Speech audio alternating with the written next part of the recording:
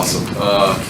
It's been a lot of fun. Just since he's come in, I think our communication is so important to just the way the offense goes, and he's a guy that's been in the system before, so I leaned on him a lot, especially early on. But even now, like just our meetings throughout the week, stuff we talk about, just preparing for, the game, whether it's the run game stuff or protection, we're really in sync, and I think that shows in how we communicate and operate as far as, a unit up front, whether it's run game or protection stuff. I think we've been done a solid job with all that stuff. So, he leads the charge up there. He does a great job, and guy that just does things the right way. Comes to work every day, works hard, makes sure that room is all communicating. I think he's done a good job of leading the room and just making sure that they're all on the same page. And if there's any, things that are unclear with the plan, he's always a guy that voices it and, gets answers. He's done a really great job for us.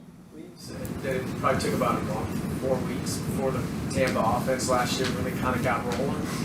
How close do you think you guys are to kind of hitting that point? Yeah, I mean, I think that we're close. There's some things that we've needed to clean up the first 3 weeks that we haven't yet. So, I'd love to see us just clean up some of that stuff. That just the penalties, shooting ourselves in the foot, all those things that should be easy to clean up. We got to go and correct that first and foremost. I think some of the stuff from last week obviously didn't have our best week offensively. I think before that game, we did some things. We were explosive. We had some, we had some good things going. I just think last week we obviously struggled a little bit. So it's just about how we respond from that. You're going to play really good defenses in this league. You're not always going to play your best as an offense, but it's how do you respond and find a way this week against another good opponent to go out there and play better offensively and just be more consistent, better on third down. Obviously the penalties, throwing, catching, the passing game, we gotta clean up and we got to be sharper, and then make the corrections in the running game and move on. But I think that's the key, is just getting better every week. It's a new set of challenges,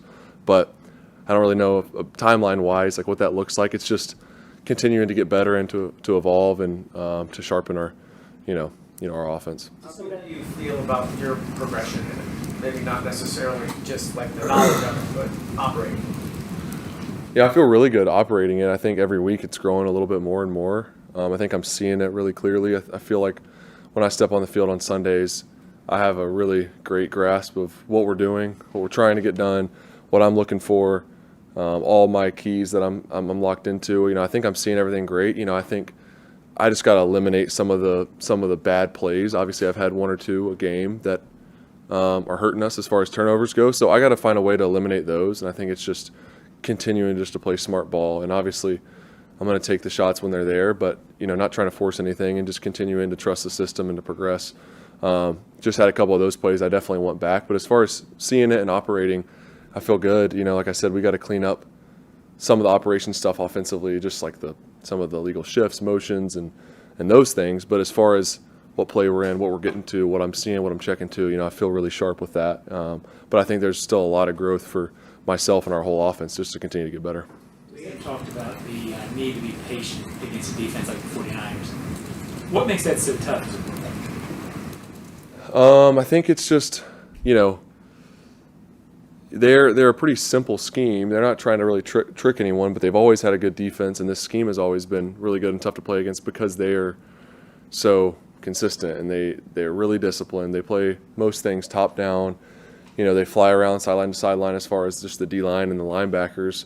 So they make a lot of plays with that front group there. And then on the back end, I think they're really disciplined. They're really smart.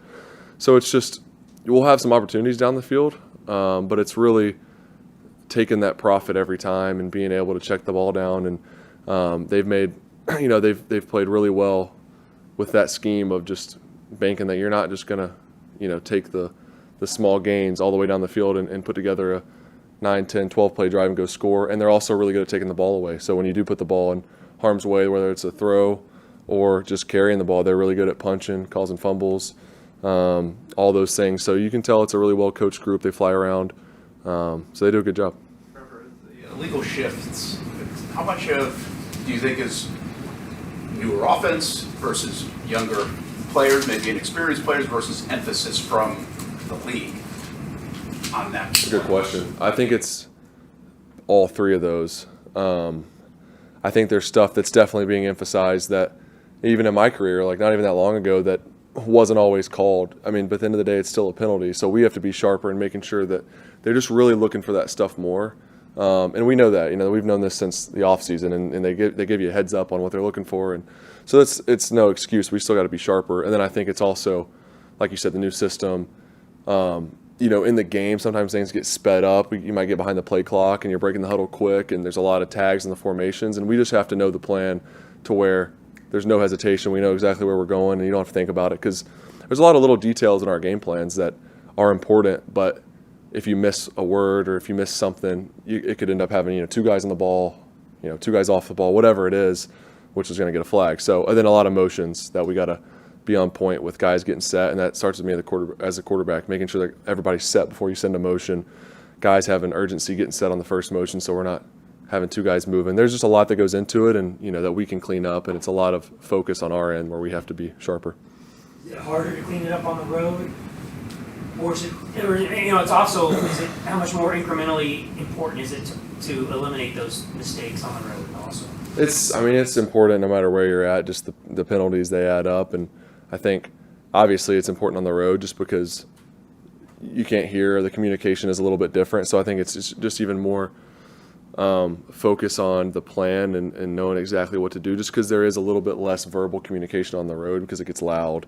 So really locked into all that stuff and making sure that guys are set and ready to go, and making sure we get out of the huddle quick enough to get the noise gets on you. Got to get it up there with enough time to operate and for guys to move around and adjust. Have you kept in touch with McCorkle? McCorkle, that got me for a second. I have. I was texting him, obviously, when he started, I guess week 2 it was. I texted him, told him, just told him good luck and whatever. So I've talked to him a little bit. Happy for how he's been playing, and who knows, maybe we'll get another Max sighting this week. I'm not sure with Brock's status and all that, but Mac's a great guy, and happy for him. And Brock, you also familiar with, and what do you think of his game from one quarterback to another? Yeah, I know Brock. Wouldn't say we're super tight, but fairly well. Just crossed paths a little bit. He's been in Jacksonville some, and we've kept in touch. And I have a lot of respect for just who he is as a person. I think he's awesome, and he's a great player too. He's a guy that just makes plays. He's really good, throws with anticipation, can put the ball wherever he wants to. Is really good at creating off schedule. I really love the way he plays. I think he's a playmaker, and we'll see if he's back Sunday. And Anton have talked about, Anton getting challenged and him, rising to that challenge. What kind of growth and strides have you seen out of Anton Harrison this offseason and now into the regular season?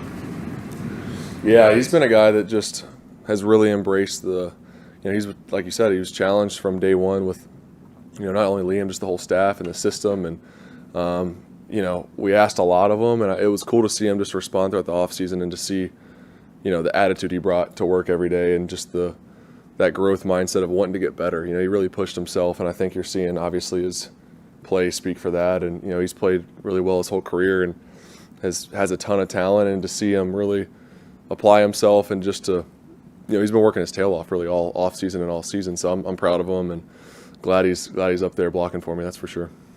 How much fun is it to watch Travis make the play he made the other day? And how much more is left out there to get him in those kind of situations? Yeah, man, he's just special with the ball in his hand, so finding those opportunities, we got to continue to do that because you've seen the plays that he can make. And, I missed him on one earlier in the game where I should have hit him going across the field. So that was an opportunity, but, just to keep finding ways to get him involved.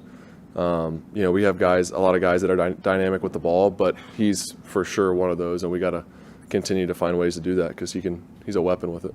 What's the challenge for you with Hunter? Just since he's on defense and when you guys come off the field, how do you communicate and sort of get those little adjustments? Yeah, it's I try to grab him as soon as I can, between series and also because if he's going to defense, obviously he's not going to be over there. So just trying to grab him right off the field as soon as I can. Game day's a little bit tougher. Sometimes I got to find him a little bit after the fact just because I know he's running around trying to make sure he's not going in on defense. So the communication's been good though. He's been really receptive. He's been around, looking at pictures or whatever on the iPad. If I have to go grab him, he's always been there. We haven't had a problem with that yet. How encouraged? How encouraged are you just with the build? This is a first-year staff, and you guys are getting ready to play as a 2-1 team against a 3-0 team that the league's going to pay attention to this. How impressed am I with that? Encouraged. Yeah. I mean, it's where we're at in our season right now. We're 2-1. It doesn't really mean anything, to be honest. I'm happy that, obviously not happy that we lost that second game of the year, but as far as the wins we've been able to get and to be where we're at, I think is a positive, but it's just we're 3 games in. We got a long season ahead of us, so I think the test for us is just consistency over a long period of time, and to continue to bring that edge every week. I think that's something that has stood out to me, just being on the team, but I'm sure the outside looking in is just the way that we play, the enthusiasm, the flying around, the physicalness of our whole team, physicality. I mean, it's been fun to be a part of, and I think it's definitely a culture that's building, and we just got to continue to put the work in and earn it every week. Thank you all. Appreciate it.